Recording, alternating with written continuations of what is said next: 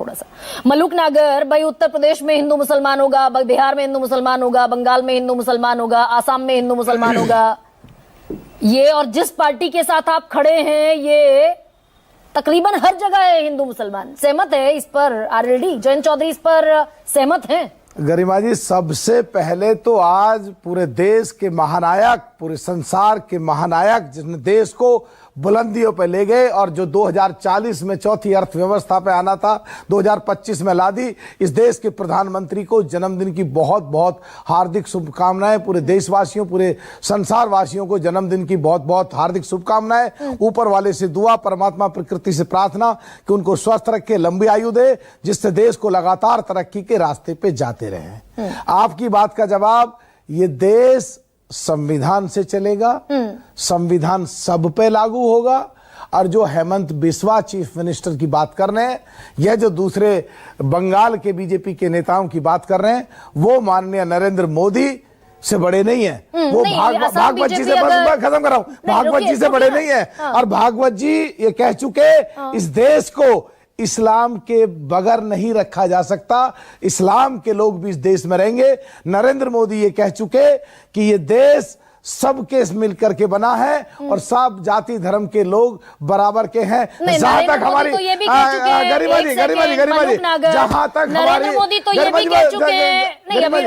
एक लाइन बोल रही है, बस एक लाइन, जहां तक हमारी पार्टी की बात है, ये चौधरी चरण सिंह, किसानों के देवता, किसानों के मसीहा, उनकी जो सोच है, हमारी जो सोच है, अगर किसी मुसलमान के खिलाफ संविधान के अनुसार कोई गलत बात होती है, हम उनके साथ खड़े हैं। हाँ, हम उनका विरोध करते हैं। अभी रुकिए, जो घुसपैठिए हैं उनका विरोध करते हैं। 17वीं लोकसभा में 2023 में मैं एक लाइन पूरी कर दूं, आपके सारे प्रश्नों का जवाब दूंगा, सारे प्रश्नों का जवाब दूंगा।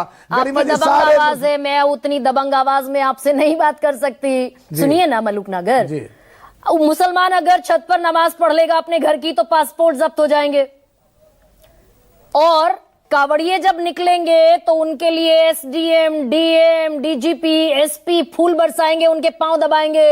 ये संविधान के हिसाब से काम होता है उत्तर प्रदेश में। मेरी बात बीच में रह गई थी। 17वीं लोकसभा में 2023 में जब घुसपैठियों की बात हुई थी, सबसे ज्यादा विरोध सो कॉल्ड इंडिया गठबंधन पार्टी कांग्रेस और तृणमूल कांग्रेस ममता की पार्टी ने करा। तो हम इस चीज के पक्षधर हैं।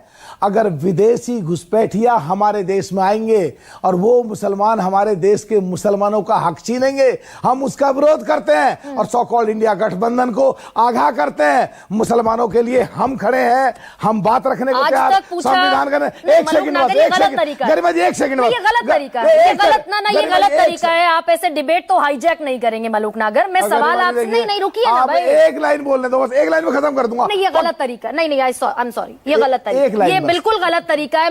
मैंने सवाल बिल्कुल आपसे बिल्कुल क्लैरिटी से सवाल पूछा कि अगर मुसलमान पढ़ेंगे नमाज छत पर तो पासपोर्ट जब्त होगा, और अगर कावड़िए निकलेंगे तो उनका डीएम, डीजीपी, एसपी, एसएसपी पांव दबाएंगे।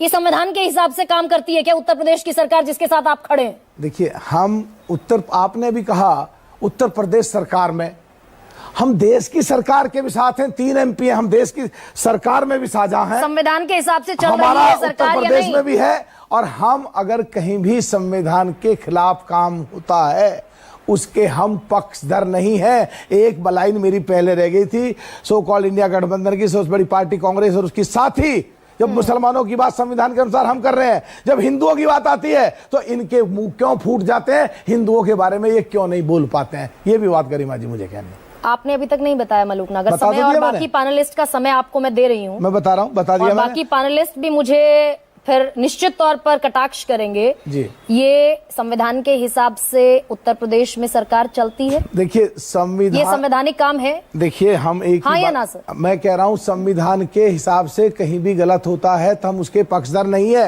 ये चौधरी चरण सिंह जी की विचारधारा है, ये माननीय नरेंद्र मोदी की सोच है, ये मोहन भागवत जी की सोच है। प्रधानमंत्री तो लोकसभा चुनाव में कहते दिखे कि कांग्रेस अगर सत्ता में आ गई तो घुसपैठियों को, ज्यादा बच्चे पैदा करने वालों को जमीन जायदाद दे दी जाएगी। बिल्कुल ठीक। अब ये ज्यादा बच्चे पैदा करने वाले कौन तय करेगा कौन है ज्यादा बच्चे पैदा करने आप गरिमा जी ठीक कह रही हैं, घुसपैठियों के हम खिलाफ हैं। बांग्लादेश का मुसलमान, पाकिस्तान का मुसलमान, किसी भी देश का मुसलमान चाहे वो घुसपैठी बनकर देश में आएगा तो हम अपने देश के मुसलमानों का हक नहीं छीनने देंगे। सवाल पूछा आपने, केंद्र सरकार से सवाल पूछा कितने घुसपैठियों को, कितने बांग्लादेशियों को वापस डिपोर्ट कर दिया उनके देश में? आपको आपके पास हो तो डेटा मुझे दे दीजिए। आज मैं बता रहा हूं 17वीं लोकसभा में 2023 में घुसपैठ को कैसे रोका जाए, बीएसएफ को कितनी ताकत दी जाए, प्रदेश की पुलिस से के साथ मिला गया, उसका विरोध ममता बनर्जी पार्टी कांग्रेस के लोगों ने किया। वो इसका मतलब वो चाहते हैं घुसपैठ हो, उनकी संख्या ज्यादा हो। आपके पास डेटा है कि अरे भाई वक्फ पर भी विरोध किया ममता बनर्जी ने। तो ममता बनर्जी तो हर चीज का विरोध करती है, वक्फ पर रुक गई क्या सरकार? तो ये घुसपैठियों पर आप ये कह रहे हैं कि ममता बनर्जी जिसके कितने 28 सांसद हैं, उससे 240 सांसदों वाली पार्टी, तब 303 सांसदों की पार्टी थी, डर गई? नहीं, घुसपैठ उनका विरोध करने से वो बिल नहीं रुका, बिल पास हुआ और बीएसएफ फोर्स बॉर्डर पर लगा दी गई है। पहले घुसपैठ में और अब के घुसपैठ में बहुत कमी आई है और उनके मुंसूबे नाकाम कर दिए हैं।